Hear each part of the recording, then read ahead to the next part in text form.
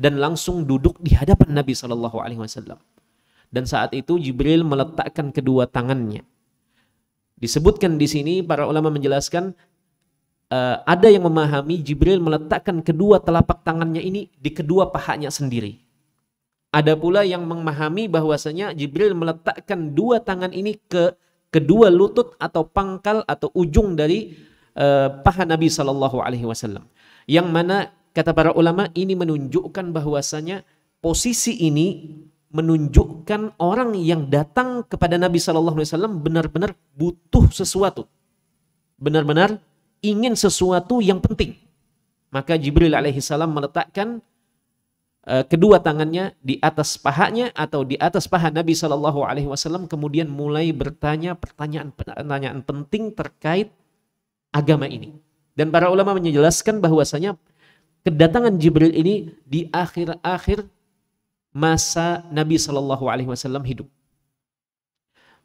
Maka di antara pertanyaan Jibril adalah tentang rukun Islam ini.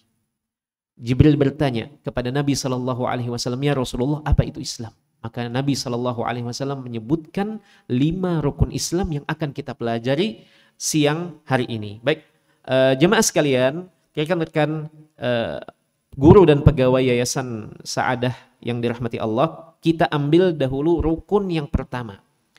Rukun yang semua rukun Islam ini kembali kepada rukun yang pertama ini. Kalau rukun pertama ini tidak ada, maka gugur pula rukun-rukun yang ada, walaupun dilaksanakan dan dikerjakan dengan baik dan sempurna. Karena inilah adalah rukun terpenting dari rukun Islam. Baik, penulis atau Syekh Muhammad Jamil Zainu rahimahullahu ta'ala menyebutkan tentang syahadatain. Kata beliau, rukun yang pertama adalah syahadatain. Dan kemudian beliau menyebutkan di situ wasyahadatan. Dan 2 kalimat syahadat yang dimaksud adalah la ma'buda bihaqqin illallah. 2 kalimat syahadat itu bagian pertamanya adalah persaksian seseorang terhadap Tuhannya, dan bagian kedua adalah persaksian seseorang terhadap Rasul utusan Tuhannya. Maka kita akan membahas terlebih dahulu makna syahadatain secara rinci dan dalam sebagai bekal kita dalam beribadah kepada Allah. Karena orang kalau sudah kenal akan lebih mudah dan ringan melaksanakan apa yang diperintahkan di dalam agamanya. Orang kalau tidak tahu keutamaan, sebagaimana kita singgung pada pertemuan pertama dan kedua, orang mungkin biasa-biasa saja atau terasa berat dan merasakan ini adalah beban. Tetapi begitu tahu keutamaannya, begitu tahu makna dan sudah meresapi kandungannya, akan menjadi lebih semangat dan antusias dalam beribadah kepada Tuhannya. Baik, kita pahami terlebih dahulu di sini makna dari syahadatain itu sendiri. Baik, bisa antum lihat di layar makna dari syahadatain itu.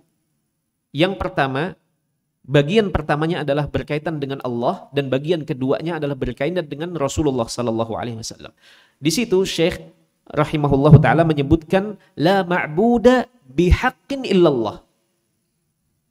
Artinya apa? Jangan diartikan tidak ada Tuhan kecuali Allah. Ini keliru. Atau diartikan tidak ada pencipta kecuali Allah. Kenapa? Karena ilah di dalam kalimat la ilaha illallah itu bukan bermakna pencipta, bukan. Itu adalah maknanya apa? Tuhan yang disembah. Ilah itu, ilah. Dan bisa antum buka Kamus Bahasa Arab, KBBI, Kamus Bahasa Indonesia, KBBI. Ilah itu sudah menjadi kata serap ke dalam bahasa Indonesia. Ilah dan Rob. Makanya ada Robbi, ada ilahi. Nah, kalau Robbi itu bisa diartikan salah satu maknanya adalah pencipta. Tetapi kalau ilah itu bukan pencipta. Tetapi apa? Tuhan yang disembah. Tuhan yang disembah. Maka makna yang lebih tepat dalam hal ini adalah tidak ada Tuhan yang pantas atau berhak disembah kecuali Allah semata. Baik, kita lebih dalam masuk ke dalam makna ini. Baik, di situ kita buka. Persaksian kita bahwasanya tidak ada Tuhan yang berhak dan pantas disembah kecuali hanya Allah. Itu mengandung dua rukun, dua kandungan, dua pondasi. Yang mana dua-dua pondasi ini harus ada. Ibarat tiang masjid ini. Tiang masjid ada berapa? Tiang yang warna kuningnya ada berapa? Ada 4. Tiang persaksian kita bahwasanya tidak ada Tuhan yang berhak disembah kecuali hanya Allah, itu tiangnya ada 2. Kalau tiangnya gugur 1, maka persaksian kita itu jadi jatuh. Tidak diakui. Apa itu? Yang pertama, namanya an-nafyu, kata para ulama. An-nafyu itu bisa dilihat di sini. Meniadakan persembahan ibadah kepada siapapun. Meniadakan. Tidak mengakui. Tidak menetapkan. Dan menganggap semua yang ada di alam semesta ini tidak berhak untuk mendapatkan persembahan ibadahku. Itu namanya rukun yang pertama. Tiang yang pertama, kita menganulir, meniadakan segala keberhakan dan kepantasan siapapun di muka bumi ini. Baik itu malaikat, baik itu jin, baik itu manusia, orang soleh dan seterusnya. Apalagi benda-benda seperti batu, pohon dan seterusnya.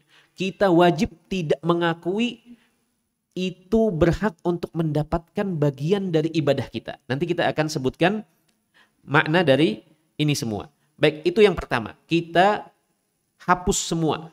Kemudian rukun yang kedua adalah isbat namanya. Rukun yang kedua, tiang yang kedua adalah kita tetapkan hanya untuk satu. Yaitu kita tetapkan dan persembahkan ibadah untuk satu saja. Siapa itu? Allah tabaraka wa ta'ala. Allah tabaraka wa ta'ala. Maka apa yang kita persembahkan itu mencakup 3. Ibadah hati, ibadah lisan, dan ibadah badan. Mencakup 3 hal. Dan orang bisa saja ketika sudah bersaksi syahadat la ilaha illallah, dia bisa menjaga ibadah badannya tidak diserahkan kepada selain Allah. Tetapi dia melupakan ibadah hatinya juga harus dipersembahkan kepada Allah semata. Terkadang orang tidak sadar, dipikirnya mempersembahkan ibadah itu hanya ibadah badan saja. Sholat untuk Allah. Tetapi lupa terhadap ibadah hati juga harus dipersembahkan kepada Allah. Apa itu contoh ibadah hati? Apa kira-kira ibadah hati kita? Banyak sekali ibadah hati. Yang jika dibahas tidak akan selesai dalam satu pertemuan. Contoh ibadah hati itu adalah keikhlasan dalam beribadah. Orang sholat gerakan ibadah badannya memang untuk Allah. Di masjid menghadap kiblat untuk Allah. Tetapi ternyata ibadah hatinya bukan untuk Allah. Mungkin untuk pujian, mungkin untuk sanjungan, atasan, calon mertua, dan yang lainnya. Baik, termasuk ibadah hati pula adalah harapan. Kepada siapa kita gantungkan harapan kita? Kepada siapa kita gantungkan harapan kita? Dan satu-satunya yang berhak kita gantungkan seluruh harapan kita. Harapan ingin bahagia. Harapan ingin sukses. Harapan ingin karirnya bagus. Harapan ingin banyak harta. Harapan ingin dapat pasangan yang baik. Bukan kepada manusia kita gantungkan itu semua. Gantungkan kepada siapa? Gantungan kepada penguasa alam semesta dan apa yang ada di dalamnya. Maka itu kita harus pintar dan pandai menata bagaimana ibadah-ibadah hati ini tidak hanya kita gantungkan, tetapi seluruhnya kita gantungkan kepada Allah. Karena seseorang bisa terjerumus ke dalam kesyirikan dan membatalkan persaksian bahwasanya tidak ada Tuhan yang berhak disembah kecuali hanya Allah, lantaran dia mempersembahkan dan memberikan ibadah hatinya kepada Allah. Dan di antara ibadah hati juga adalah rasa cinta. Rasa cinta. Rasa cinta yang terbesar yang di situ berisi ketundukan dan kepatuhan serta penghinaan diri kepada yang dicintai, itu hanya berhak diberikan kepada satu saja. Siapa? Allah Tabaraka wa Ta'ala. Tidak boleh kita memberikan rasa cinta yang di situ berada atau berisi unsur penghinaan diri, ketundukan kepada siapapun manusia. Karena itu tidak pantas diberikan kecuali hanya kepada Allah. Adapun rasa cinta yang biasanya ada, seperti ayah yang cinta kepada anaknya, suami yang cinta kepada pasangannya atau sebaliknya, cinta kepada profesi, cinta kepada pekerjaan, itu semua adalah cinta yang tidak membuat seseorang harus tunduk dan merendahkan diri kepada yang dicintainya. Karena yang demikian itu hanya pantas diberikan kepada Allah. Itulah namanya rasa cinta yang bersifat ibadah. Adapun rasa cinta yang bersifat naluri sebagai manusia, maka itu tidak dipermasalahkan. Baik. Kemudian ibadah lisan. Ibadah lisan ini juga banyak. Ibadah lisan ini juga banyak. Contohnya, maka tidak pantas kita memberikan ibadah lisan kepada selain Allah Tabaraka Ta'ala. Seperti membaca Al-Quranul Karim. Kepada siapa kita persembahkan bacaan Quran kita ini? Niatnya untuk siapa? Doa kita, kemudian istighfar kita, zikir kita, itu adalah ibadah-ibadah lisan. Kemudian yang ketiga adalah ibadah badan. Ibadah badan di sini mencakup apa yang dilakukan dengan anggota badan kita. Sholat, puasa, bahkan termasuk juga adalah menyembelih. Menyembelih juga termasuk ibadah badan. Tidak hanya ibadah harta. Kenapa? Syekh bin Baz rahimahullahu ta'ala menyebutkan bahwasanya seseorang memotong sesembelihannya itu juga adalah ibadah badannya. Dan jangan dilupakan, kata Syekh bin Baz rahimahullahu ta'ala, bahwasanya ibadah kurban itu tidak hanya beribadah dengan duit dan harta, tetapi seseorang menyembelih hewan kurbannya juga termasuk ibadah kepada Allah. Artinya iraqatud dam, menumpahkan darah hewan sesembelihan dalam rangka mendekatkan diri kepada Allah, itu juga bagian dari ibadah badannya. Baik, kita lanjutkan kepada bagian kedua dari syahadatain. Maknanya di sini Syekh Muhammad Jamil Zainu membawakan dengan bahasa wa anna Muhammadan muballighun anillah. Kami sebutkan atau kami sertakan di sini terjemahannya, Nabi Muhammad merupakan pembawa pesan dari Allah. Pembawa pesan dari Allah. Kita telusuri apa yang dimaksud dari persaksian kita bahwasanya Nabi Muhammad adalah hamba dan utusan Allah, yang Syekh Jamil Zainu, Muhammad Jamil Zainu mengartikannya bahwasanya Nabi kita yang mulia itu kita yakini dan kita imani sebagai pembawa pesan dari Allah. Pembawa pesan dari Allah. Maka di situ ada 4 keimanan terhadap persaksian yang kedua ini. Apa itu? Yang pertama, jika ingin divalidasi persaksian kita kepada Nabi SAW sebagai hamba dan utusan Allah, yang pertama, kita harus wajib, tidak boleh tidak, wajib mempercayai apa yang diberitakan dan dikabarkan oleh Nabi SAW. Selama hadisnya sahih atau selama hadisnya valid. Baik. Dan itu mencakup 2 berita sekaligus. Berita, kabar, informasi, cerita, kisah yang dikabarkan oleh Nabi SAW berkaitan dengan masa lampau. Berkaitan dengan masa lampau. Contohnya apa? Dengan masa lalu. Apa kira-kira? Contohnya kisah-kisah yang Nabi SAW ceritakan Dan kisah-kisah tersebut terjadi jauh sebelum beliau hidup. Contohnya kisah 3 orang keluar dari kampungnya, menempuh sebuah perjalanan, kemudian terjadi hujan lebat, akhirnya mereka melihat ada sebuah goa, mereka berlindung ke dalam goa tersebut, tidak selang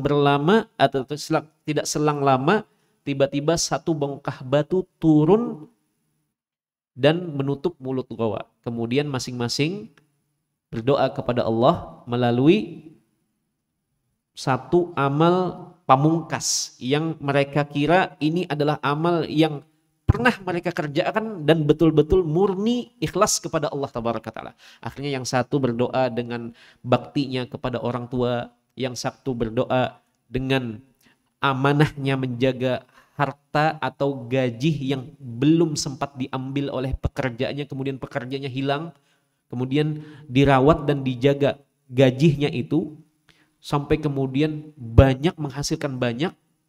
Tiba-tiba pekerjanya ini datang kembali, minta mana gajiku yang dulu, dan gajinya sudah berkembang biak.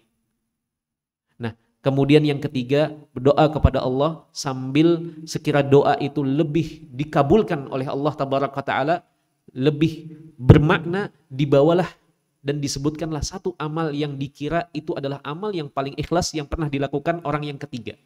Yaitu apa?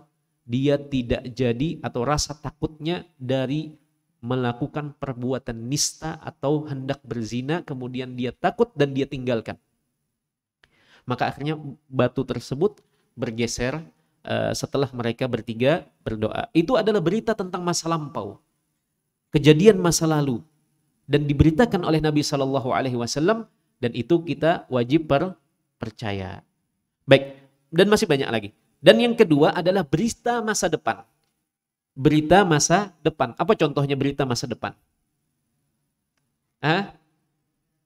Surga neraka. Yang lebih dekat lagi, Pak. Tentang mati. Iya. Tentang kematian setiap kita. Atau yang dinamakan dengan kiamat sughra. Kiamat kecil. Kita memikirkan nanti kiamat besarnya bagaimana, nanti gimana anak kita, sudahkah disiapkan kaleng-kaleng makanan di rumah. Jauh sebelum itu kejauhan. Yang lebih dekat adalah kiamat kita masing-masing, yaitu kematian. Nabi mengabarkan bagaimana nanti seorang hamba didatangi oleh malaikat maut, dicabut rohnya. Apabila hamba ini adalah hamba yang taat, yang beriman kepada Allah, bagaimana dicabutnya? Apabila hamba ini dia adalah hamba yang tidak beriman kepada Allah atau hamba yang suka bermaksiat kepada Allah, bagaimana dicabutnya? Itu semua Nabi kabarkan. Termasuk juga nanti kejadian menjelang hari kiamat. Terkait tanda-tanda kiamat. Sekarang pertanyaannya, tanda-tanda kiamat itu sudah muncul atau belum? Sudah. Sudah, berarti kalau tandanya sudah, berarti sudah dekat berarti. Baik. Tanda-tanda itu ada dibagi dua. Ada tanda-tanda yang kecil, ada tanda-tanda yang besar. Kalau sudah ada tanda-tanda besar, artinya sudah jaraknya sudah dekat sekali. Sekarang sudah banyak bermunculan tanda-tanda kiamat. Tersebarnya perzinaan. Orang kalau zaman dulu ingin melakukan perbuatan zina, nista, orang pergi ke tempat. Kalau sekarang, Allahul Musta'an. Hanya dengan HP, dan seterusnya. Baik. Kemudian tersebarnya riba dan tanda-tanda yang lain. Termasuk juga tanda yang besar adalah turunnya Nabi Isa dan sebelumnya keluarnya Dajjal dan seterusnya. Itu semua wajib kita imani selama hadis-hadis tersebut sudah diteliti oleh para ulama dan disampaikan oleh para ulama, itu adalah hadis-hadis yang sahih, yang nyambung jalannya sampai kepada Nabi SAW. Yang kedua adalah kita wajib melaksanakan apa yang diperintahkan oleh Nabi SAW. Kalau kita memang mengakui Nabi itu adalah utusan Allah, pembawa pesan dari Allah, artinya beliau menyampaikan ini loh yang Allah inginkan dari kita. Inilah yang Allah inginkan dari antum. Maka kalau kita sudah bersaksi, kita mengakui beliau memang betul-betul utusan Allah, maka dijalankan atau tidak? Harusnya dijalankan. Kenapa terjadi sebagian kaum muslimin belum menjalankan apa yang diperintahkan oleh Nabi SAW? Karena belum memahami makna di balik persaksian asyhadu an la ilaha illallah wa asyhadu anna Muhammad Rasulullah. Baik. Dan perintah Nabi SAW itu ada dua. Ada perintah yang wajib, ada yang perintah bersifat sunnah. Baik. Kemudian yang ketiga, di balik persaksian kita bahwasanya Nabi adalah hamba dan utusan Allah, artinya penyampai pesan dari Allah, apa yang Allah inginkan dari kita semua. Yang ketiga, kita wajib meninggalkan apa yang dilarang oleh Nabi SAW. Dan yang dilarang oleh Nabi SAW itu ada dua. Ada yang haram mutlak, ada yang sifatnya di bawah itu, yaitu makruh. Apa itu makruh? Apa itu makruh? Apa kira-kira makruh?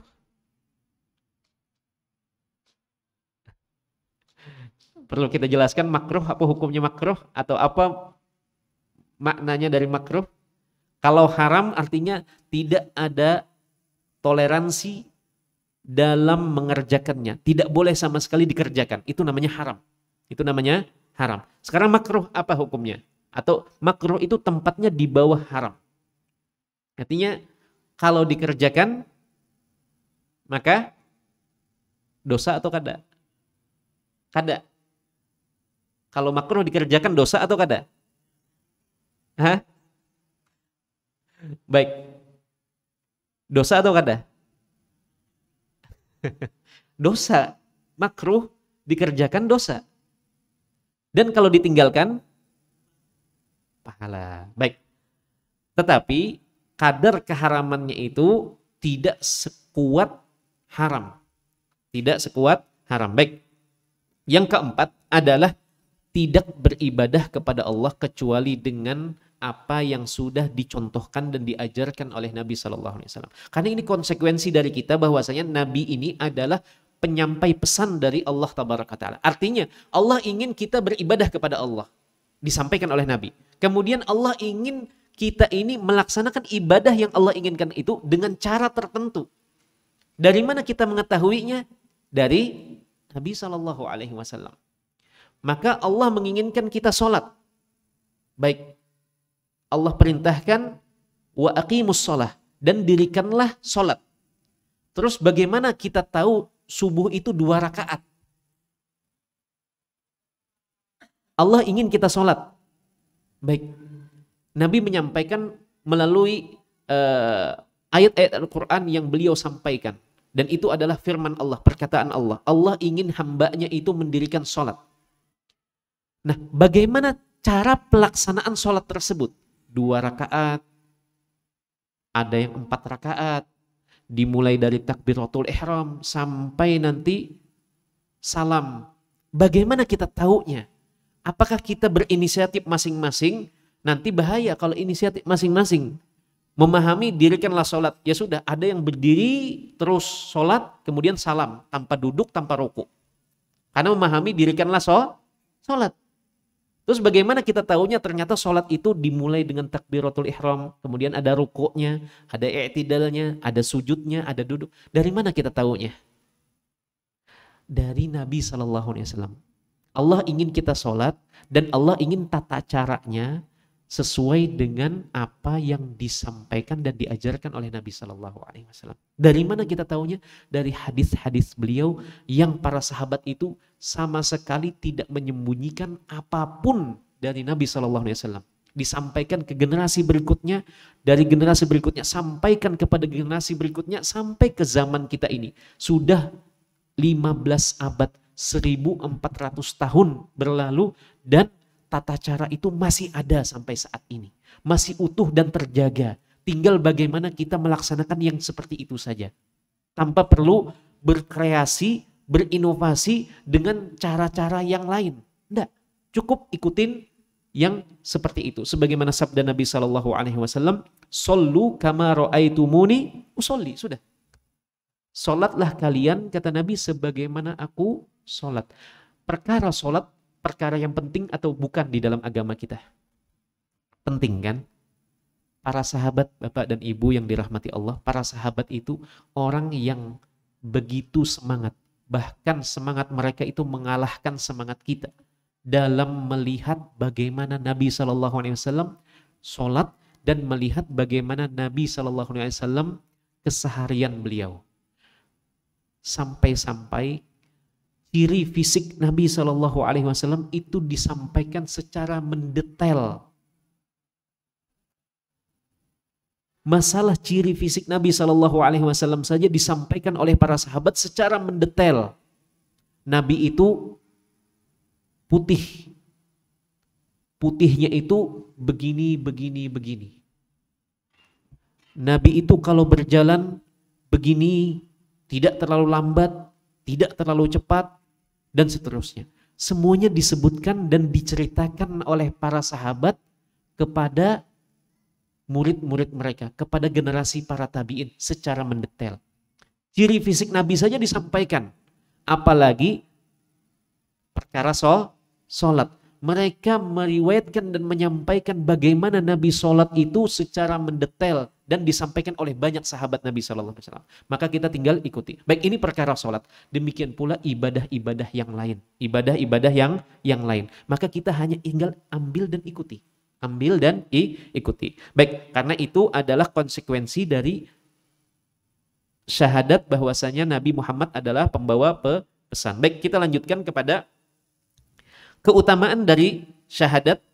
Kita ambil dulu keutamaan dari syahadat la ilaha illallah. Tidak ada Tuhan yang pantas disembah oleh kita kecuali Allah. Baik, yang pertama, la ilaha illallah ini adalah kalimat tauhid yang menjadi kunci masuk ke dalam Islam.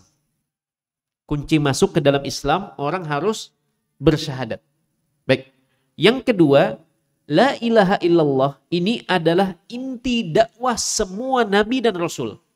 Allah tidaklah mengutus para nabi dan para rasul. Allah tidaklah menurunkan kitab-kitab sucinya kecuali agar umat manusia ini beribadah dan menyembah hanya kepada Allah. Baik, yang ketiga, ini adalah tujuan penciptaan manusia. Kita ada diciptakan oleh Allah untuk apa? Untuk menyembah Allah tabaraka wa ta'ala.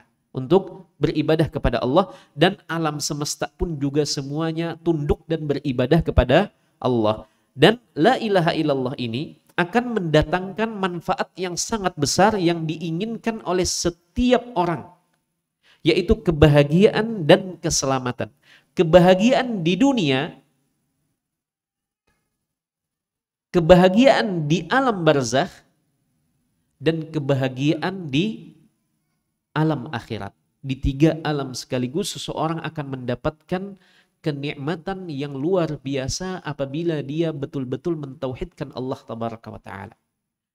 Dan sebagaimana perkataan Ibnul Qayyim rahimahullahu ta'ala, bahwasanya orang yang beriman kepada Allah, orang yang mentauhidkan Allah tabaraka, menjaga kemurnian tauhidnya ini agar jangan sampai bocor kepada selain Allah, akan merasakan nikmatnya itu, kebahagiaan dan keselamatan dari murka Allah, dari siksa Allah, dari hukuman Allah. Itu tidak hanya, jangan dibayangkan hanya di alam akhirat saja, tidak.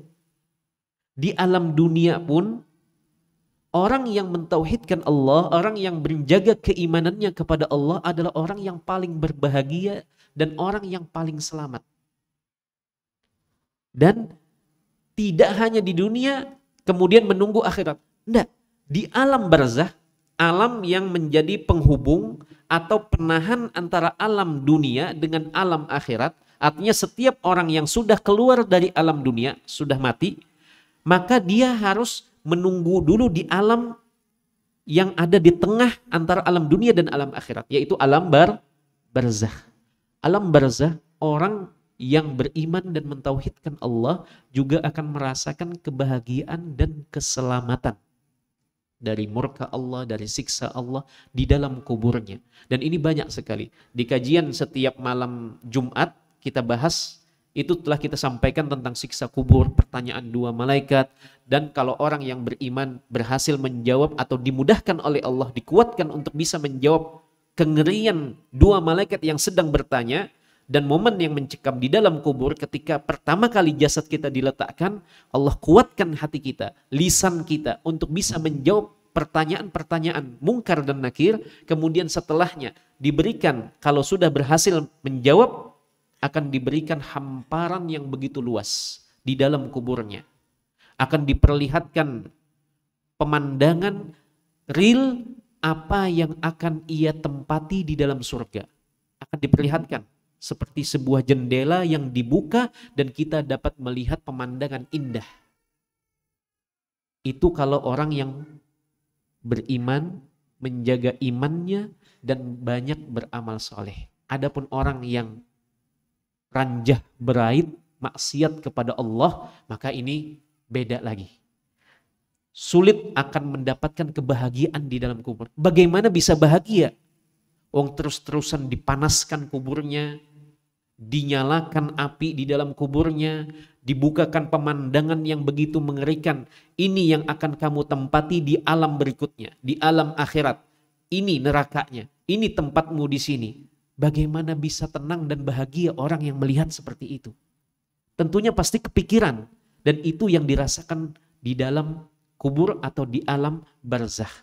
Maka dikatakan di sini orang yang menjaga la ilaha illallah sampai ia meninggal, sambil terus memperbanyak bekal ibadah kepada Allah, ia tidak hanya merasakan di akhirat, tetapi jauh sebelum akhirat ia akan merasakan nikmatnya di alam barzakh dan juga di alam dunia. Orang yang menjaga imannya kepada Allah, maka ia akan ketika mendapatkan nikmat tetap berada di atas jalan yang diridhoi oleh Allah. Ketika mendapatkan derita, petaka, dia tetap akan berada di dalam jalur atau rel yang diridhoi oleh Allah. Artinya orang mukmin itu apabila mendapatkan nikmat dia bersyukur, tidak kebablasan.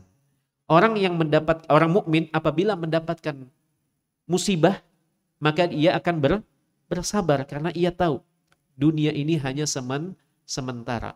Paling lama 60 tahun, 70 tahun selesai. Dan kehidupan yang hakiki adalah kehidupan di akhirat nanti.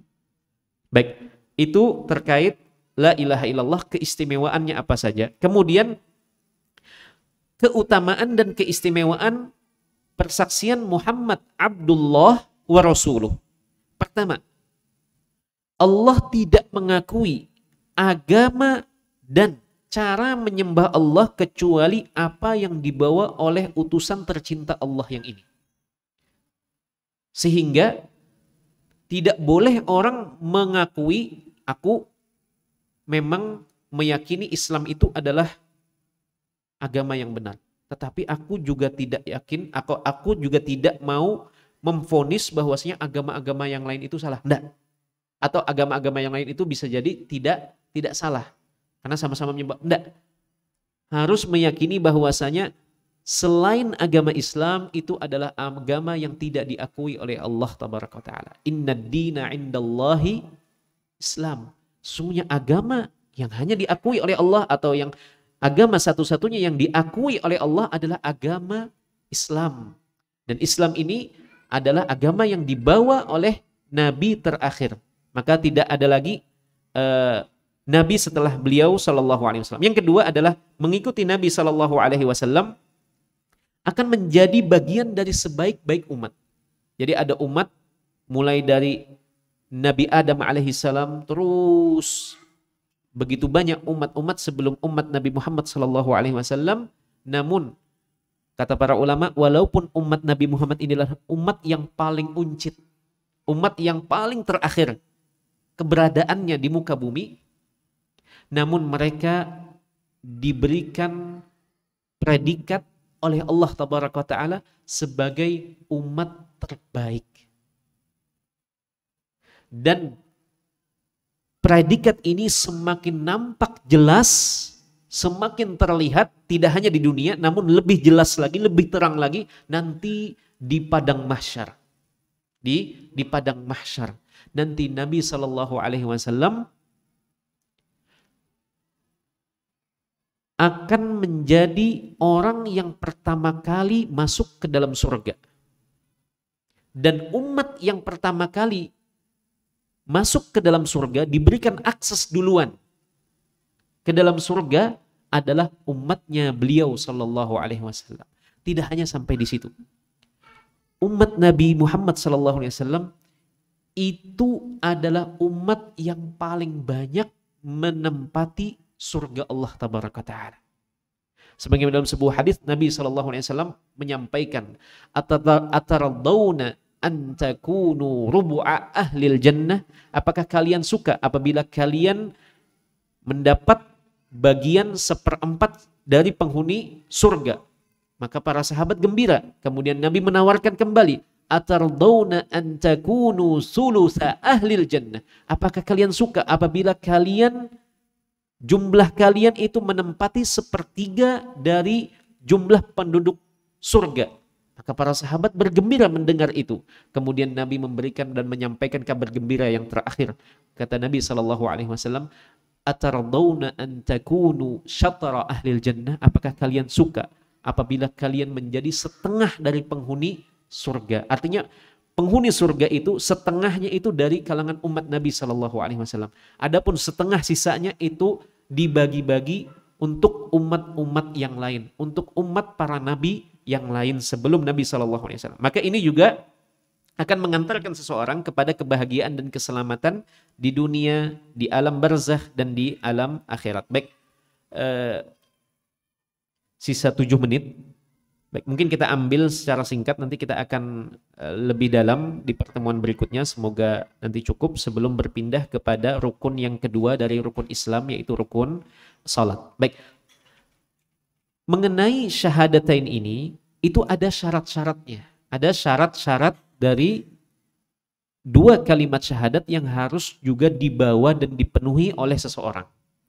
Para ulama menyebutkan bahwasanya syarat bagi syahadat itu diumpamakan sebagai gerigi atau gigi dari sebuah kunci. Baik, di situ ulun lampirkan sebuah foto kunci.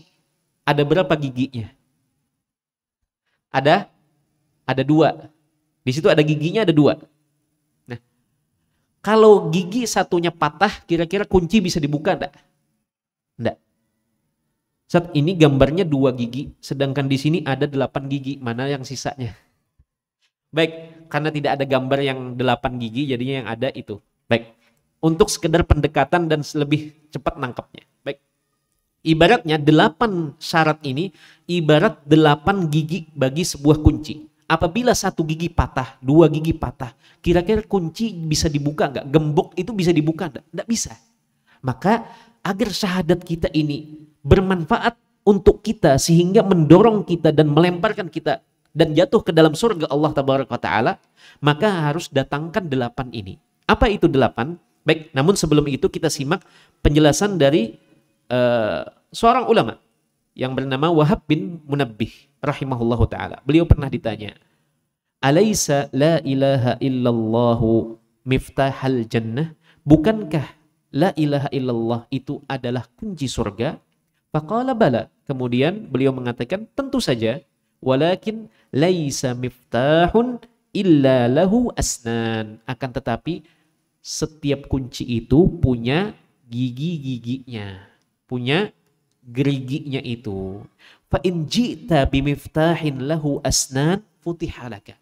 Apabila engkau nanti datang ke dalam surga, engkau bawa kunci ini, gigi-giginya lengkap, maka akan terbuka untukmu. Wa illa lam yuftahlak.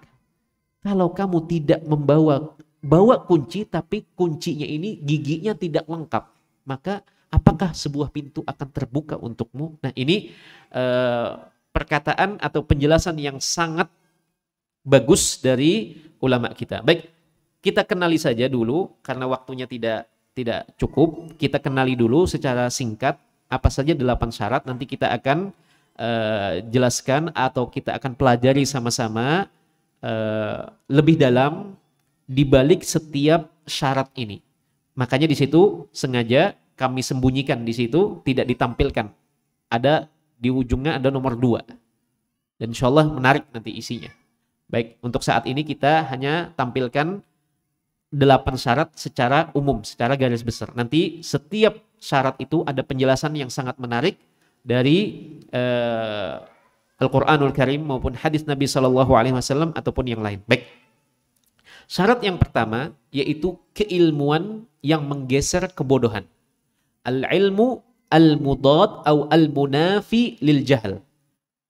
Keilmuan yang menggeser dan menolak kebodohan. Baik, ini belum kita jelaskan ya. Nanti insya Allah di pertemuan yang berikutnya semoga antum dan kita semua tidak lupa terkait syarat-syarat ini, sehingga nanti masih nyambung dengan pertemuan yang berikutnya. Karena jaraknya mungkin berapa? Sebulan. Mungkin sempat lupa, tapi nanti sudah ada materi yang sudah dibagikan. Baik, syarat yang kedua adalah keyakinan yang menggeser keraguan. Jadi harus ada keyakinan. Tapi keyakinan untuk apa? Atau dalam hal apa? Itu nanti kita akan jelaskan di pertemuan berikutnya. Baik, yang ketiga syaratnya adalah penerimaan yang menggeser penolakan. Kita harus menerima apa yang harus diterima. Baik. Kemudian yang keempat adalah ketundukan yang menggeser sikap mengabaikan. Baik, nanti kita akan jelaskan. Apa bedanya penerimaan dengan ketundukan? Apakah dua hal ini sama ataukah berbeda? Nanti kita akan sebutkan. Karena sebagian orang memang menyebutkan ini hampir mirip, tetapi para ulama menjelaskan ini dua hal yang berbeda dari cara pengaplikasikannya. Menuangkannya bagaimana nanti kita akan jelaskan di pertemuan berikutnya. Kemudian syarat yang keberapa? Yang keberapa tadi? Yang kelima. Yang kelima adalah kejujuran. As-sidqu al-munafi lil kadhibi. Kejujuran yang menolak atau menggeser kedustaan. Artinya kita harus, orang yang memegang syahadatain, dia harus jujur. Tidak boleh dia dusta dalam memegang syahadatain ini. Baik, nanti kita akan jelaskan lebih lanjut. Baik. Kemudian yang keenam adalah al-ikhlasu al-munafi lisyirk. Keikhlasan yang menolak atau menggeser kesyirikan. Kemudian yang ketujuh adalah kecintaan yang menggeser kebencian. Apa yang harus dicintai, bagaimana mengimplementasikan atau menerapkan cinta itu dalam keseharian dan seterusnya akan kita ambil. Termasuk juga kalau kita benci terhadap suatu bagian dari syariat ini, apakah itu memiliki konsekuensi yang berat atau ada sanksi dan seterusnya, nanti kita akan coba paparkan di pertemuan berikutnya. Baik, yang terakhir, dan yang terakhir ini adalah tambahan, syarat yang tambahan. Karena sebagian ulama menyebutkan syaratnya berjumlah 7. Tetapi ada yang menambahkan yang ke-8 adalah berlepas diri dari semua sesembahan selain Allah tabaraka wa ta'ala.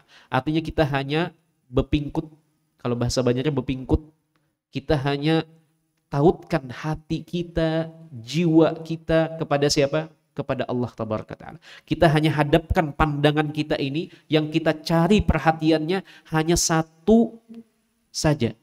Tidak boleh seseorang yang berusaha memegang syahadatain ini menoleh kepada pandangan yang lain atau ke arah yang lain. Maka nanti kita akan sebutkan terkait penjelasan 8 syarat dari syahadatain, yaitu la ilaha illallah. Sebelum kita nanti berpindah ke rukun yang kedua, yaitu rukun sholat, ada juga zakat, puasa dan haji. Semoga bermanfaat apa yang kita ambil malam ini atau siang ini. Dan kajian, ada pertanyaan nggak Ustaz Haikal? Dibuka pertanyaan atau enggak ada? Sudah? Baik, boleh.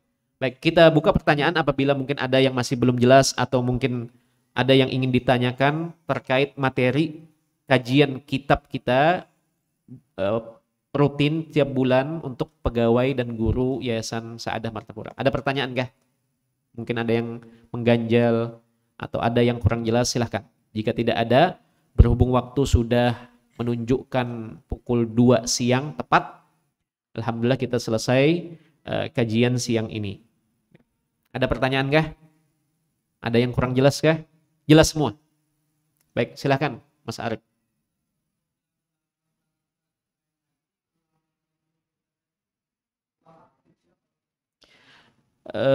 Wahab bin Munabbih.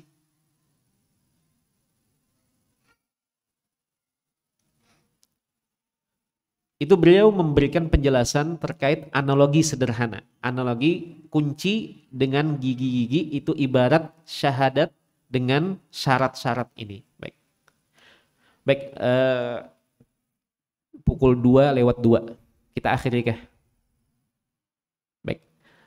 Jazakumullahu khairan atas kehadiran dan semangat seluruh pegawai dan guru di lingkungan Yayasan Sa'adah Martapura.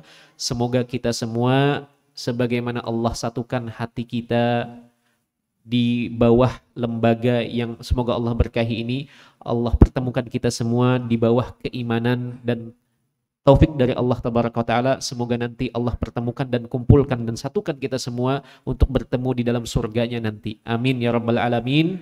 Kita tutup dengan doa kafaratul majlis. Subhanakallahumma wa bihamdika asyhadu an la ilaha illa anta astaghfiruka wa atubu ilaik. Assalamualaikum warahmatullahi wabarakatuh.